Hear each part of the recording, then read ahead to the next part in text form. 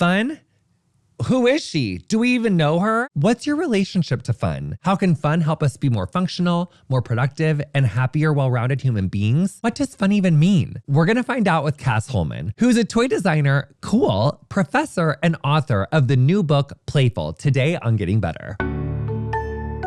Cas, welcome to Getting Better. Hi, I'm so glad to be here. We are so excited that you're here. I feel like I can officially say you're our first ever toy designer on the pod. What? I don't think we've ever had I know that we've had toy enthusiasts, we've had gamers, we've had people who partake in toys, but that sounded dirtier than I meant for it to, but I think you're our first toy designer. That is so cool. Yeah, I'm pretty lucky. My day job rules. Yeah. When did you realize when you were that you wanted to be a toy designer? I was maybe 30 years old and I had kind of accidentally designed a toy. And I was in grad school and kind of thought wow, this is really playful and people really like doing this. And I loved designing for something that people would imagine with and play with and learn each other with. And then I kind of said, oh, hey, wait a minute. This is a thing I could keep doing. And looked into it and kind of realized that there was a need for kind of good open-ended toys that were not about plastic and recycling stories that we already knew. So I was like, cool, let's try this. Wait, so what was the toy? It's called Geemo, and I actually have one for you. Oh my God. And yeah, it's an open-ended kind of, it looks for like... For our Getting Better watchers, this is going to be a visual treat because you're going to get to see it. For our listeners, I need you to put on your NPR, yes, imagination goggles. So I'm holding a box and it says Geemo on the outside. It's Geemo. And you open it. Oh my God, this is almost like a luxury dust bag. Can I just say? This is literally an Hermes dust bag, but for a gorgeous toy. This is amazing. Okay, and I love this drawstring. Come on, luxury. And then Geemo, oh my gosh. Okay, it's giving me, is this all one or is this 5? Well, that's just it. So one Geemo, or what you have there is a Gemonism. As it finds itself in each other, they all become one. Chris is stepping in. Very glamorous packaging that says what you're allowed or not allowed to do. Oh my God, so this is a Gemonism? You're creating and you're playing with a Gemonism. And sometimes the limbs aren't into it and they don't want to grab, and other times they do. And you can't always tell, and so you kind of roll with it. And then they might go looking for other things to attach to in your house or your environment or your desk, say. I'm obsessed immediately. I feel my neurodivergence, feeling so connected and so happy. Yeah. So Geemo kind of came out of me thinking about how to inspire imagination. So everybody's imagination is different, right? And when we play together, we kind of get to see each other's imagination, especially in interpreting things. Like when we look at art, everybody sees something different. And when you talk about it and kind of do it together, you get to learn about each other. And so with Geemo, everybody has a different kind of idea about what it is and where it came from and what to do with it. And so we get to kind of learn that about each other's imagination.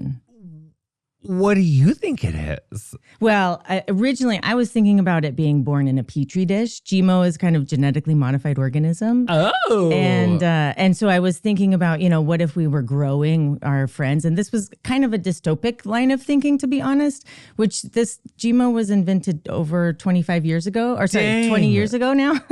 Really? Yeah, so I designed it in 2002. In the first Bush administration. Yeah. Well, that was very of the time. That was just post 9/11. Very of the, wow. Yeah. That's deep. Yeah. This is amazing. From this, I kind of realized this is something that I would love to keep doing. And so kind of pursued toys from there on. If skincare is something that you want to prioritize this year, I have a product that you're going to love. And I have been loving it. I've been taking it everywhere with me. And I feel like my skin is giving bouncy, juicy, happy, gorgeous.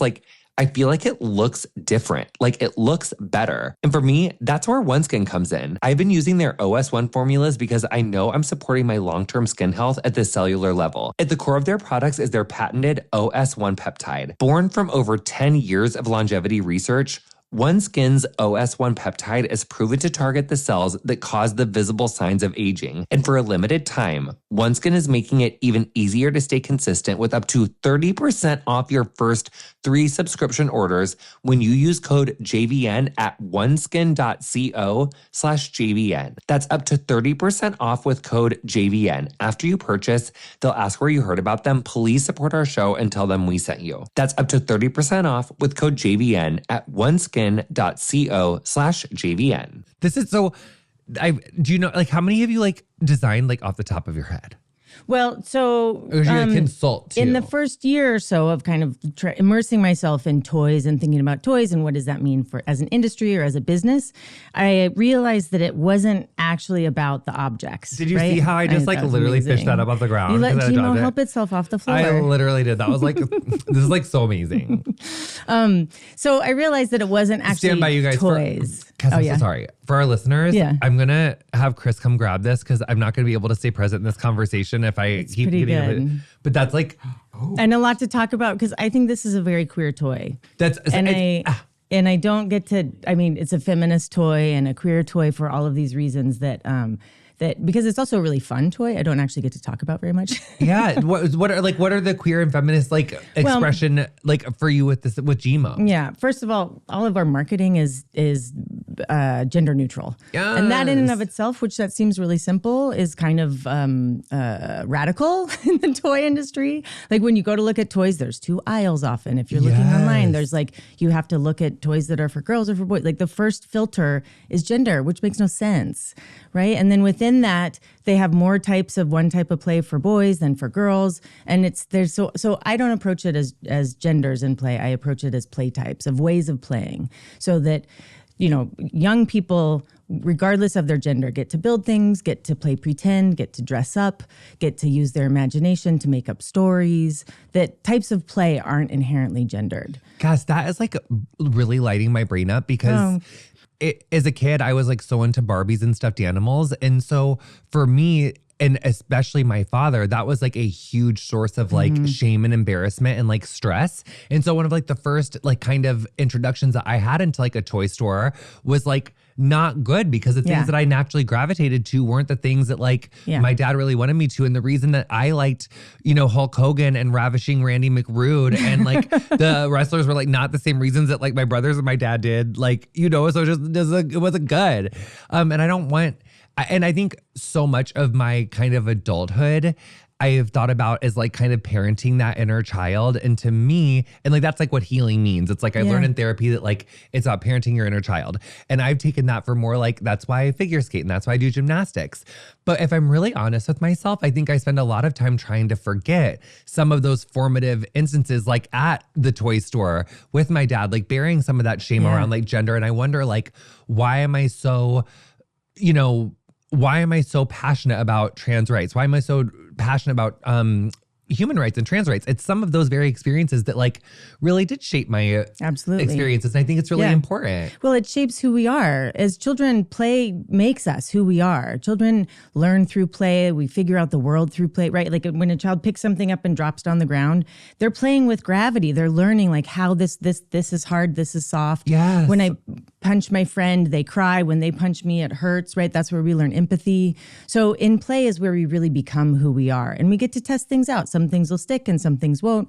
We might dress up in a wig and say, oh, this is what this feels like. And that didn't really feel like me necessarily, but I know I can do that sometimes if I want to, right? So when we're allowed to really test all of the waters with play, I think we can really be more comfortable in who we are, right? So as children, I think that also, as you said, like a lot of us are kind of shamed in moments of play. For me, that happened quite a bit as well. Similarly, but kind of the opposite because I wanted to do all the things that boys were doing and I was not supposed to be doing those things. And for the most part, I got to.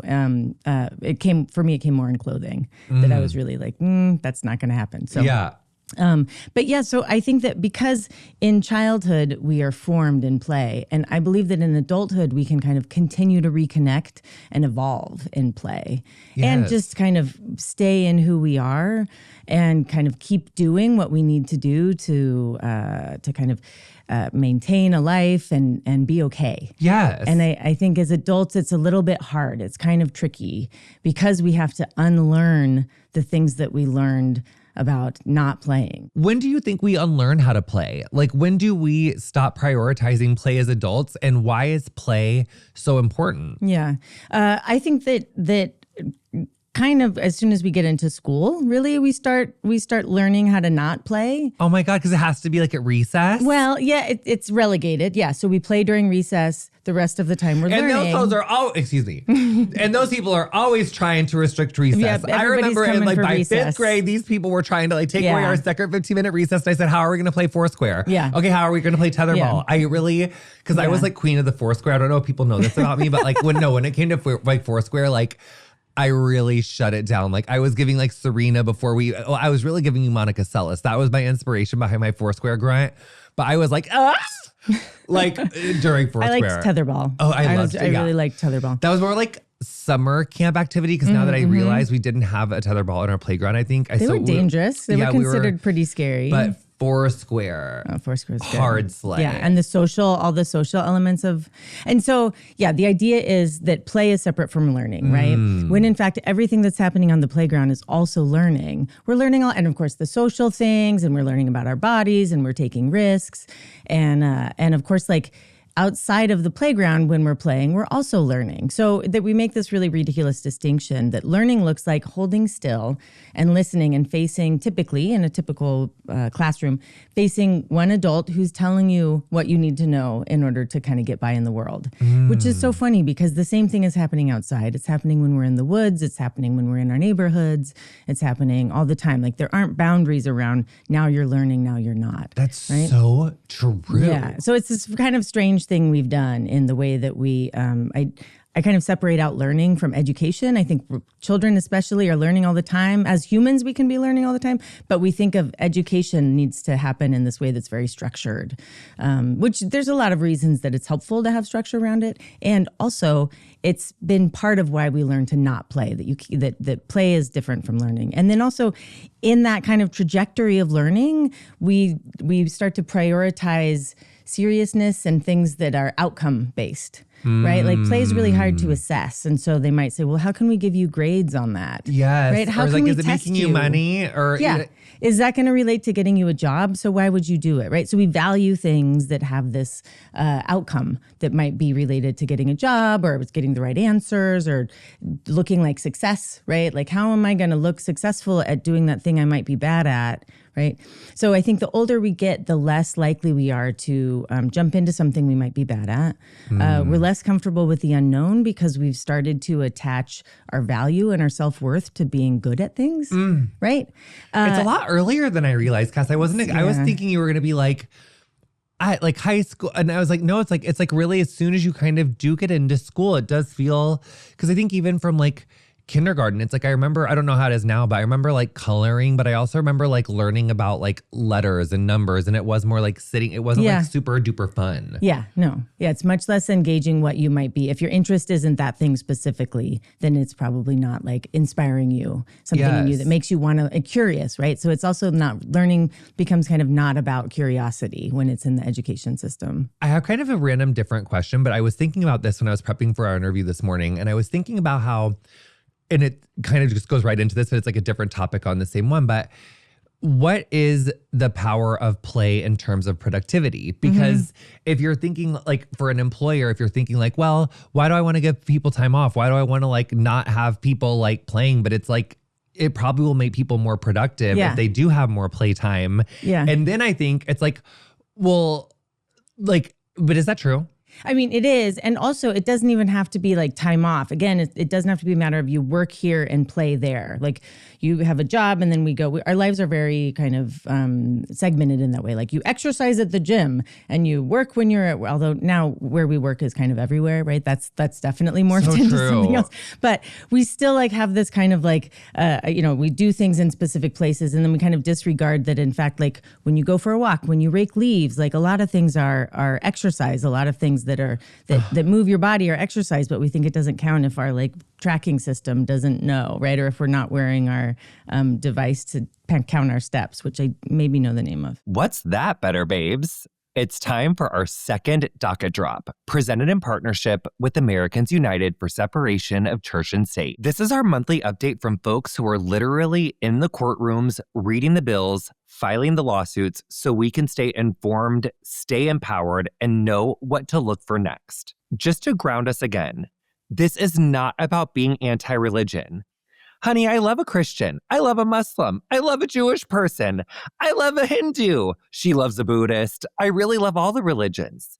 But this is about making sure that every family gets to decide what they believe without the government deciding for them. AU is working every day to protect everyone's freedom of religion and freedom from religion, no matter your beliefs, your background, or your identity. This month, Americans United theme is finding hope in hard times. Because, honey, it has been a rough year. But through all of it, our friends at AU have been hard at work fighting for every one of us to live as ourselves and believe as we choose, so long as we don't harm others. AU currently has 11 active cases, with 8 filed just this year alone. That's a lot of courtrooms, briefs, and late nights to keep our rights intact.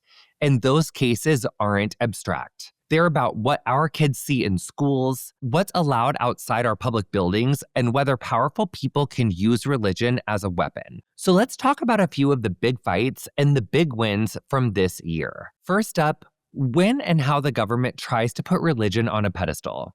Literally. In Quincy, Massachusetts, which I regret to inform you is literally my hometown sister city, I'm pretty sure, the mayor of Quincy, Massachusetts was attempting to display 2 large religious statues outside the public safety building. AU stepped in to challenge that because government buildings need to serve everyone, not send a message that one faith is the official one. And remember that fight over the 10 Commandments in public schools? So far, federal courts have ruled in AU's cases that forcing those displays is unconstitutional. That means judges are saying you cannot use a public school classroom as a billboard for one religion. That's a huge affirmation of church-state separation and of every family's right to guide their kids' beliefs. In Oklahoma, there has been a lot this year. First of all, the resignation of Superintendent of Public Instruction Ryan Walters in September. That capped off a year of major fights over schools and religion. AU has been involved in 3 lawsuits in Oklahoma, and there have been major wins. The Oklahoma Supreme Court blocked Walters' plan to spend taxpayer dollars on Bibles and Bible-infused instructional materials in public schools. Ugh! AU's lawsuit challenging his Bible education mandate is still ongoing, but the court has already stepped in to stop the worst of it for now. In July, AU victoriously dismissed its lawsuit challenging what would have been the nation's first religious public school, St. Isidore of Seville Catholic Virtual School.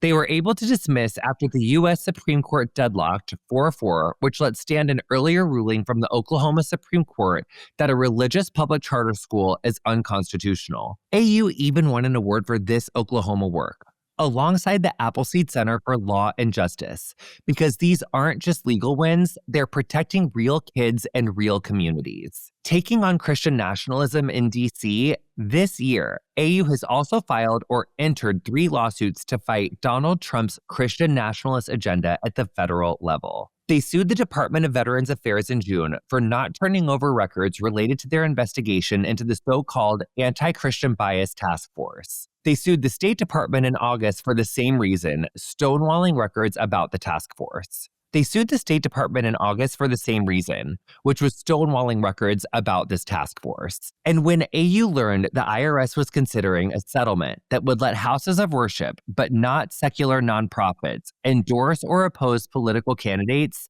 They moved fast. Within a week, AU filed a motion to intervene in NRB v. Long to defend the Johnson Amendment, which keeps charities from turning into political campaign machines. All of this is national level work. But AU's impact shows up in local communities too. AU supports individuals and communities anywhere in the country through their Report a Violation form. This year, AU received over 300 inquiries into possible violations. They sent more than 30 non-litigation demand letters to organizations or local governments saying, the First Amendment is a thing, and you've got to follow it. Here's one example. In North Carolina this past May, a public school brought in a Christian boy band during the school day to perform a proselytizing concert for elementary school kids and hand out religious materials. After AU sent a demand letter to the district and the band, the school district said it had been, quote, hoodwinked. Because AU publicized what happened, public schools across the country have now been warned about this group's tactics. Not just that one school. That's the power of folks speaking up, AU taking it seriously, and the law still working the way it's supposed to. What we're seeing in Oklahoma and Massachusetts and Washington, D.C., and in stories from people all over the country is a coordinated effort to use religion as a tool of control. And the people pushing it are counting on us being tired, overwhelmed, and too busy to notice. But we are noticing. We have powerful organizations like AU defending our rights, and we have each other. Communities who believe that freedom of and freedom from religion is for everyone, not just a select few. It's a long, often overwhelming amount of work, and this is just a part of it. Support for AU directly comes back to communities across the country as AU's team of lawyers and policy experts fight to make sure we're all guaranteed our freedom of and from religion. If you want to learn more, stay informed, support the work, or get involved, visit au.org/getting-better. That's au.org/getting-better. Because our freedom to believe or not is only real if we protect it. And protecting it takes all of us. And when America's divided, honey, we're Americans united. What about this? Anyone listening? Is it like OCD that sometimes I play this game when I'm walking home where I'm like, if I don't make it to my staircase before like 60 steps, the world's going to like blow up. Yeah. And then I try to take really big steps to make sure that it's before 60. And you guys, it's always like 65. And it really fucking stresses me out. I got to start saying like 70. I have to wonder. I also played games and still sometimes do and think it may relate a little bit to anxiety. Or I wonder, and I'm not a that psychiatrist makes me feel so or a much therapist, better that you do that too. But I would play weird games like, how will I get my dog and I out of that water tower we're driving past if we fell in? And I would, for hours, okay, could I swim to the bottom, push off the bottom, push him out the top, and then I could climb. Or like I would keep crying so the water level would go up. Fuck, this was like my 5-year-old play, you know. So I think sometimes some of the ways we play are actually ways we're trying to digest anxiety. Oh my God, that's really cute. Slash like what an intrusive thought that one is. Mine are like not that. Mine are like less like, yeah, like getting stuck. That makes me, but you had that daydream when you were 5? Well, we had a lot of road trips. I had step siblings, so we were like shuttling kids between Northern and Southern California and Utah for a little while, and my dad lived 9 hours away from us. We had a lot of road trips. Oh my God, that's a lot of road trips. And this was like late 70s, early 80s, so there weren't, we had road games. That was about it. Is play harder than it's ever been? Possibly, yes. I think a number of things are conspiring against play, for adults in particular, and also for children. So I'll stick to adults in this example. But I think for adults, our attention is pulled to our phones, right? I think our default, and we have habits. Habits, of course, are very powerful. And we have habits of looking into our phones for whatever we need. We're like, oh, I'm burnt out or I'm stressed out. I'm going to go into my phone. And we are trying to find something in social media or in responding to emails or not responding to emails or texting with whoever. And it feels like something that's pressing in a way that it's usually not. And we usually don't find what we're looking for in there, especially with like kind of, doom scrolling. Or it makes you even more stressed. Often it makes you more stressed. But it's kind of, I hear from people who say, yeah, but like I'm too exhausted to play. Like if I'm recommending that they, people watch or look around at the details around them, or kind of, play MASH with somebody next to you. Start a conversational game, like you said, like at dinner. But people are like, wow, but I'm fried, And the thing is that when we go into our phones and we're looking for something that's like, we want to consume play, right? And even with the games we play on our phones, which no shame. I just wanted to ask, does phone gaming count? Like a Candy Crush? I think it can. I also don't know that we like get what we need from it, right? We might check out for a while, but I think actually checking in might be better. Checking in might look like looking around. I take the subway. This morning on the train, a lot of people were standing, which makes it harder to look at your phone. So a lot of people were kind of making eye contact. And I wound up kind of having a little chat with this guy about that his shoe was a little bit stuck on this stuff on the floor. So we were making jokes about this weird substance on the floor. And it was really, it made me feel grounded in humanity to make jokes with a stranger on the subway. And often people are looking down, and it's in our devices. I think we think we're escaping, but actually we need to, in these times, maybe not escape and tune into the people. Not everybody, of course, takes a subway. So if you're in line at the cafe or you're like getting gas, like just making eye contact and check, like it does ground us in that we're not alone. I think when we go into our phones, it typically makes us feel a little bit more alone. And so there's all kinds of ways that we can kind of be more playful and present in the world that we live in. And that could mean the world we live in, just meaning like the 10 minutes that you're in a public place with other people. Just being more like aware, present. Like I was just saying this morning, I walked to my favorite coffee shop and they were inexplicably closed. And I found this like mom and pop coffee shop by my house. And I love it so much. Shout out June. I love you so much, Queen. I just love them so much. And my husband makes fun of me, like not literally, but he's like, oh, you just like, I always gravitate towards like a mom and pop coffee shop whenever we move to like a different place. And I just love to make friends with like the people at my coffee shop because I go there every day and it makes me feel so good. I suspect it's not the coffee, right? I wonder how much you go there just to be with the people too and to say hi and check in. Right? I mean, and also the coffee might be beautiful. I will say that my coffee, I'm just like a normal like drip girl. I'm not like getting like fancy coffees, but it can't be like busted coffee. Yeah. Like I can't have like, if I go there like one or two times and it's like ick, that I can give you a pass, like bottom of the barrel, whatever. But I will say June. Yeah. I don't want to like give, they've only been open for like 3 months. So I feel like they could use a shout out, but I don't really want to like, I don't want to blast out my spot because she's like, they're really, really good. That's wonderful. Like super good. I might tell you guys on French Kitty Corner on Patreon, but you'll have to go there to find out. I'm not going to tell everybody over here. But yeah, I mean, I think connection and finding connection around people and making that be, because when we think about this like loneliness epidemic and how so many people are experiencing depression, sadness, isolation, anhedonia, like some of these like little tiny little choices which are in our control, which is like to be more present or try something different. Yeah. Even if you have depression or anhedonia, like you can do that. And those little choices can make a difference. Like play could be a key that could be something that could really allow you to live your life more fully and happily. Yeah. And it doesn't have to look like a giant gesture. You can go take a class or learn something new, which can be really playful. Coloring is wonderful. And making sure that you're not attached to the outcome. So this is, I think, also something, one of the ways that adults can kind of like reconnect with their play is by embracing possibility. So that's where you might take on something new or color and kind of step into the curiosity of it and being unattached to the outcome, right? It doesn't matter if it's pretty. This is making a drawing does not have to be getting into a gallery or even showing it to anybody. Maybe when you're done, you'll want to show it and you can turn it into a note. I'll have doodles that I then I'm like, oh, I need to leave it. I want to send a card to that person. So I'll grab one and send it, or like, we don't have to show people. We can, because that sometimes is also, there's a human need to want to share, right? Yeah, be validated. But just the doodling, like let yourself doodle in a meeting and it'll probably help you stay more present in the meeting, to have your hand be moving around. Okay, interesting. Okay, question here.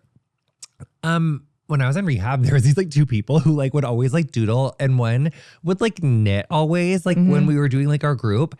And I always felt like, is that almost like being on your phone at the same time, or do some people really just need to be like doing something with their hand in order to be listening? Yeah, it helps me quite a bit. Whether it's fidget toys or knitting, I think is kind of a fidget toy. Yes. Doodling, I find as I write down kind of words as I'm hearing them, that helps them stick. It helps my memory a lot if I take notes, but really I'm kind of like it's sketchbook style. Yes. Or when I'm trying to understand something, I'll try to draw it or draw some kind of diagram that represents it. And that helps me kind of unpack it as I'm hearing, as I'm listening. Someone was just telling us about, who was it telling us about? Someone was just telling me that it's like, because I always need a pen when I'm like in a meeting when I'm doing this, like to write it down. Like typing it doesn't do the same thing for me. And even before we were back on camera, I always had to have a pen. Like, and it just does like get a different part of my brain than typing does. And it makes me remember things so much better. Yeah. In design, I used to be a design professor, and we teach this style of drawing where the hand and the brain are in fact connected. Like they're collaborators. And so if I'm trying to imagine something, I'm only going to get so far when in my imagination. But if I can have start to see it in my hand and my brain, so it's like this feedback loop of ideation or brainstorming, it really takes it to a different place. And then also I can kind of communicate it with other people and show it and say like, oh, maybe it's this, right? So I love, whenever I can, I try to think like, oh, show me that. You know, if I don't understand what somebody's saying, I'm like, show me that. What does that look like? I can't imagine because as much as I use my phone for comfort, distraction, numbing, whatever we're using it for, if I had exposure to a smartphone from the time I was like 2, and when I go out to restaurants now, when I spend time around people that are like in their teens, I just notice their level of being on the phone and kind of going to the phone so compulsively. It's even worse than people that I think are my age. Yeah. Like, and that really can, I just think now we have this generation of kids who were kind of given screen time is like, and so did you notice a shift from like your students in 2009, 10 to last year? Do you think the kids are having a harder time? Do you think that I'm just saying that because I want to like... No, I completely agree. And there are many experts on this in terms of adolescence and the addiction, like what it means as an addiction, and to have them and have I think the social part of it is so intense, and the fact that they take that up in a moment when they're already really vulnerable socially, I think it's hard. And I think also aside from that, in our teen years is when we kind of we learn to not play. Even before phones, in our teen years, we learn to not play. Because you don't want to look dumb. So even adults in reclaiming play, we have to release judgment, right? We have to trust the people around us. We have to trust ourselves. And I think for my own experience with my students, there were no phones allowed except unless they were an assistive device of some kind. And that I taught at the Rhode Island School of Design, RISD. So, we had students who needed it for language help. We had students who needed it they were medical devices. Often people with different things have monitors, et cetera. So aside from that, there were no phones. And it was interesting. And we'd talk about why that brought panic. Yeah. Right. And typically they'd get over it and it was fine. But what I found was they were so attached to outcomes. They had come up in a system that told them, here's what success looks like. Here's how you do it. Follow these instructions. Do it perfectly. You'll get an A. Thank you very much. Goodbye. And what we were asking them to do in art school was the opposite of that, I would say. I'm not going to tell you what to do. I'm going to ask you what you want to do. I will help you make it, and we'll talk about how to make it. And there'll be different assignments around designing for play or designing for, or I also taught in some fine art classes. So, but to actually like wean them off of the need for there to be instructions and right and wrong answers was, I think, harder than getting them off their phones once we got past the initial hurdle of like, keep your phones away. So, yeah, and also that need, they were hung up on portfolios. They were kind of like, how is this going to look? Are other people going to like this? And I think that was attached to that previously, in social media, if everybody doesn't like it, they take it down, and it's like, well, did you like it? Did you like doing it? Isn't that enough of a reason to do it? Like, it's okay if other people don't put hearts on it. You know? Yes. It came from inside of you. It was something that your heart and soul needed to manifest. So I think a lot about, there's kind of play where we generate things, generative play, and then there's kind of consumptive play. And I think a lot of what we do on our phones is consuming. You know, we just consume play. We're like, entertain me. Guys, it's so crazy that you're saying this right now. Because we've been talking, I saw this video on TikTok about this guy who was saying how like when we can shift from a consuming to a creative mindset, it can change everything. And I feel like the more I consume, the sadder I get. And the more it makes me feel like my value or my outcome is tied to the downloads or to the likes or to the shares, or like the metadata. And I think it is just so damaging to the mental health. And that's really becoming clear for me. And so I've really been trying to shift to let me create for the sake of creating because I want to, because I am curious about this, because I do want to learn to do this skill better or this subject in the book. I want it to be more like really creativity based as opposed to consumption based. I just think that is so important. Yeah. And who knew that play could really be one of the most essential tools that we need to combat so much of what we're going through right now as a society, which is like lack of care, lack of resources, lack of like access to what people need. It's like playing in whatever way that you can play. Yeah. That can be the thing that really does bring us together because it is so humanizing. Yeah. It's also, I differentiate between play at large, which I think that adults play in a number of ways that like sports and video games and things that I would describe, not sports as much, but video games are kind of more consumptive or kind of entertaining, but and better than being on not. The phone, right? Yeah. So there's ways that we play that are great and wonderful, and I want to promote. Because I do want to ask about gaming because I do love Fortnite. Yeah, and so the type of play that I design for like Geemo and some other Rigamajig, I have a bunch of other things I've designed, and then also playgrounds that I design. And play spaces for museums and things that I also do, but they are for free play. So I create the conditions for free play, which is play that is freely chosen, intrinsically motivated, and personally directed. So not Fortnite. So no instructions. It's not and I have a lot of friends who are gamers who will correct me a little bit on this, which I'm here for. But in a game, typically you're playing through something someone else has designed for you. So they design the play and you kind of go through it. There's a story and you play the story as it's written and you have your own variations and it might be fun and enjoyable and very social. I like this that people play games together and are social. Yeah. But it's not generative, right? And so free play. I think Minecraft typically might be.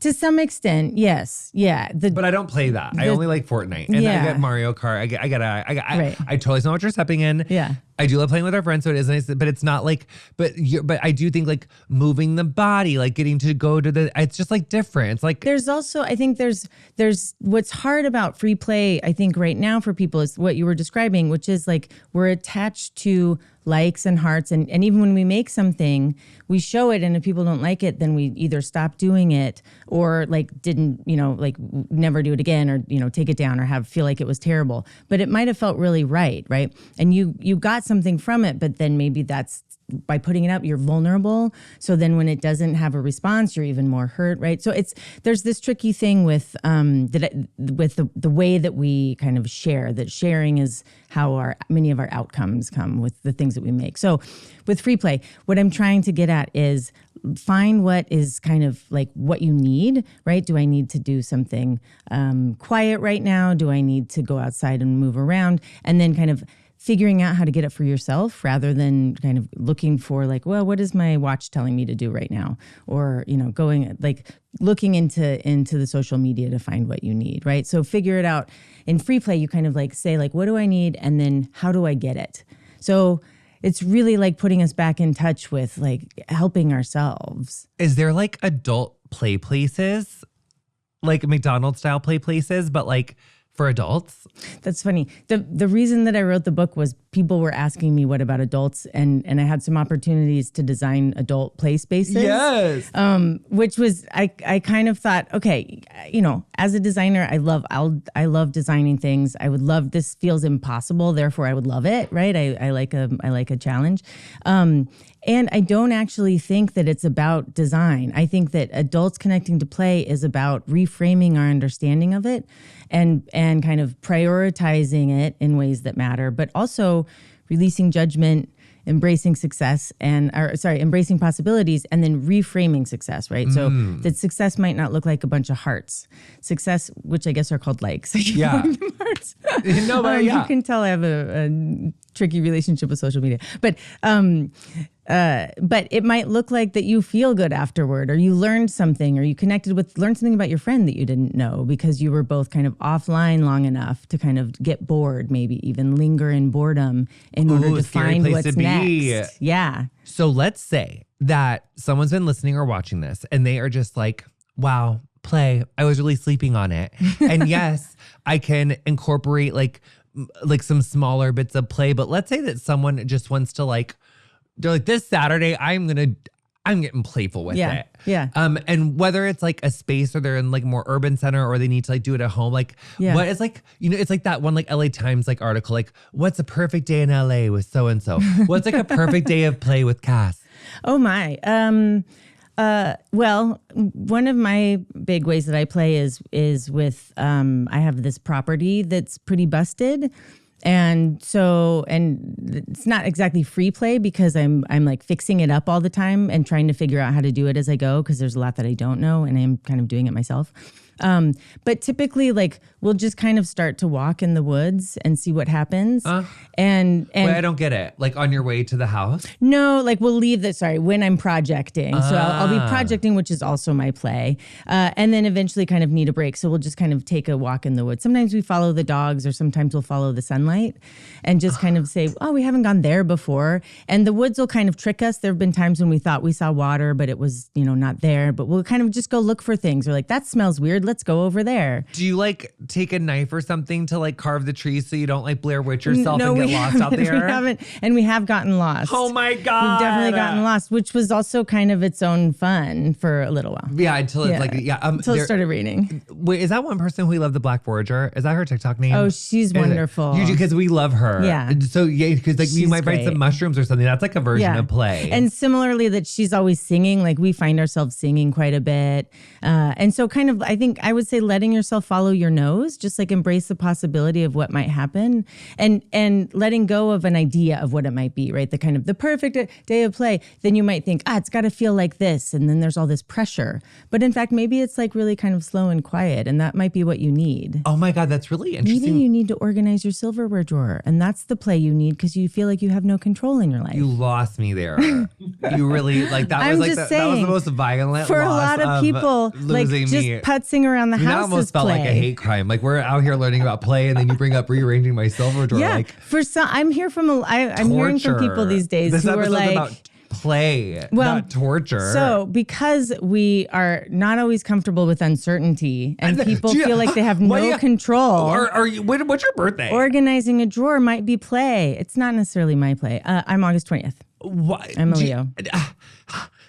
Do you know, did I already say in this episode that my literal first sentence, I'm pretty sure the first thing I said is I was I hate uncertainty. It's a tiny, I've been hating that my whole life. And then you just said that.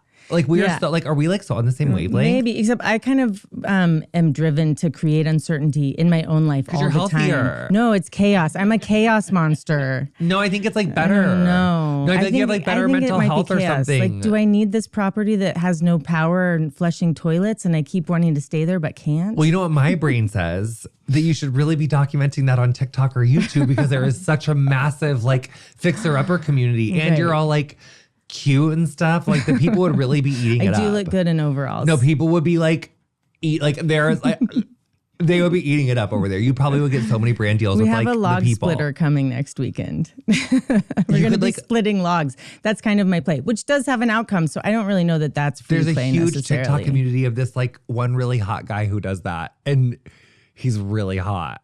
I'll take footage of my partner who is very hot. So I'll put them on the log splitter. Just splitting these that. logs. So it's not, because in my mind, when I said that, it kind of reminds me of Elisa Kelly when I was like, how would you get someone into like astrology and women or less? And she was like, I wouldn't. And it's like, but it's like, I have this kind of framework of thinking about like, oh, play does need to look like this and it needs to look like kind of a schedule. And earlier in the episode, there was this moment where I was saying like, well, can play make you more productive? And then I went, and then I kind of backed off of what I was going to say. And when I was thinking about this morning, it was like, when I think about does play make me more productive? And then like the play that I would have to make me more productive, I'm like, does this even count? Like I'm only doing this to like be more productive. It's like, and sometimes I think I can kind of even like dissect or like negotiate against myself on like play. Like I make it harder than it needs to be. And you're like, I see you're doing acrobatics, right? Yes. And you're not probably going to go to the Olympics. Hopefully I'm not the first person to say that's. However, I might go to like the gay Olympics. Right. But you do it, do it because you love it, right? Yeah. It seems like you love beat it. these other hoes at it too. You never know if I got into like adult combat. There is like, there is a world where I could, if I wanted to, I really could. And when I do like pickleball for fun, I do get, here's the thing. I'm a competitive diva, but I'm still playful. Yeah, exactly. Which that sometimes does make it play, like, right? That makes it, makes it more fun. Naturally. Yeah, which is my fine. dad I like competitive karaoke and things like bowling and pickleball, where I love bowling and pickleball. It's a little bit like, it's kind of hit or miss whether or not it's a little unpredictable. What's competitive karaoke? Tell me more about that. I just like the idea that it would be so, like competitive karaoke, I think that the winner would be the person who maybe doesn't have a good voice at all, but is just all in, right? That is just earnestly trying. I like a competition where it's about trying the hardest. I feel like at karaoke from heretofore, all friend groups should start like nominating, like maybe, I'm thinking there needs to be at least 3 judges. And I don't know if they're allowed to participate because like, how are you going to decide who wins if you're like participating in it? It like could be a little bit like self-dealing, but I love like a karaoke competition. I know that we're not outcome oriented, but could be fun. It would make for some strange like attempts at what they could define what's best, right? What is the best? What makes for the best karaoke? Like in my book, it's just earnest trying. For somebody else, it might be dance moves, or maybe it's like most creative way of holding the microphone. Who knows? But you could make it up as you go. So I was a moment ago, I was saying this idea of like, I had asked you like, oh, what's a perfect day of fun? And in my mind, I think because I grew up outside St. Louis, Missouri, so I associate fun with like the St. Louis Science Museum, like this like kids like science museum, like, oh, like do the speed gun on the cars going by. Like I was just thinking of like try out, like, is it like a paintball? Is it like a this? Is it a that? Like it was very like specific ways of like, I think of being fun. And I think it's, what I hear you saying is it's really a perspective shift. It's like opening up what you think fun is. And can we go back to that reorganizing the silver drawer? Because even in terms of things that might feel the opposite of fun, how can we bring playfulness and fun and lightness to like tasks that we may not think are super joyful? Well, I think that going into them without a specific idea of what they're supposed to be, right? And this is kind of with releasing judgment. So dinner parties are an example. I love cooking and I love hosting. And I used to get really stressed out about it being, amazing. And everybody has to have the best time. And when they arrive, we have to hand them a cocktail and all the things. And it's got to look beautiful and the lighting, perfect. But that, like, when I'm hosting in that way, it wasn't that very much fun for me, which is also not that fun for the people that are coming, that you can tell when your host is stressed out. And so my partner and I have suppers now. And it's kind of like whatever is around, we'll cook. We'll get things and be intentional about it. But we definitely design them to be way more about what it feels like to be there than about the food or the silverware, right? So kind of reframing success. Success looks like we're all hanging out together and having fun and everyone is comfortable in our home, rather than success looks like everyone is blown away by, the foodscape, which actually doesn't feel super great because then everybody's a little bit stressed out. And, when we're setting it up, it's like, no, that's wrong. And so we've figured out ways by reframing success that we can like do whatever it is we're doing and have it be kind of for us as much as like what it might look like. Like the fear of judgment, I think, makes things very not playful. And it makes us kind of hyper aware of what other people might think in most things we do, actually. And so just kind of saying like, well, here's my version of it. And I think that that's great. If you have just fallen in love like I have, and if did you get to do the audio for your book? I did the audiobook. So if you want to listen to more, Cas, your new book, it's out. It's called Playful. And it's how play shifts our thinking, inspires connection, and sparks creativity. Congratulations on your book. Thank you. Thank you so much. I know that it is incredible from having spent this time with you. I'm so excited for you that it came out. One other, anything on the book that you like on your experience? Because was this your debut? Yes. Yeah. Like I said, I'm a designer who wrote a book because I thought that was actually the best way to help adults play. And I have a collaborator, Lydia Denworth, and that, for me, that made it play. When I was writing it alone initially, it didn't feel like play. And I was just it wasn't there. And then when I, found somebody to do it with me, the conversations, the process, the kind of figuring out how to organize it and really actually diving into some of the ideas and hashing them out was playful. I love language play. So that was really fun. I love. So my last question is this. If someone is like noticing it after they've listened to this, after they watch this, they're going along in their life and they're like, I'm feeling very unplayful right now. How can someone invite more play and joy into their lives right now? I would say maybe kind of look around wherever you are. If you're in a car, if you're on a sidewalk, if you're mowing your lawn, and just kind of noticing. I like attention play. I've named a taxonomy of adult play types to help adults realize how much we're actually playing and that there are opportunities everywhere.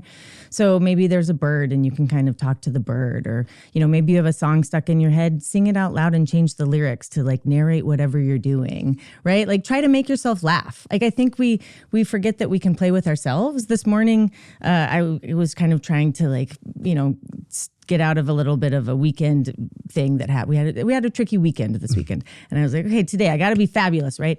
And so I kind of was dancing around, and then I was kind of dancing with the dog, and then I kind of danced with this plant because it was there.